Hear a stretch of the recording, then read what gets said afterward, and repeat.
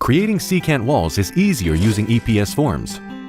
Universal Foam Products can quickly and accurately quote you on your EPS secant forms.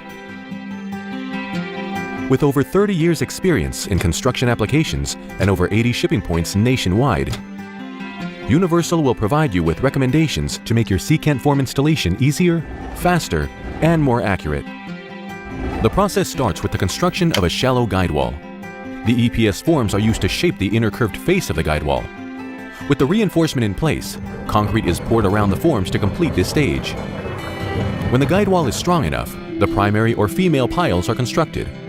The piling rig drills straight through the forms to achieve accurate placement. The primary piles are drilled out with alternate spacing to form the intersecting design required for a secant wall. The piles are then filled with the first of two different concrete mixes. The secondary or male piles are now drilled out. This action creates the important interlocking overlap between the piles. For reinforcement, a prefabricated steel cage is lowered into each secondary pile. A second hard concrete mix is then used to complete the wall. Some specifications require all piles to be made of the harder concrete. A secant wall completed to precise tolerances.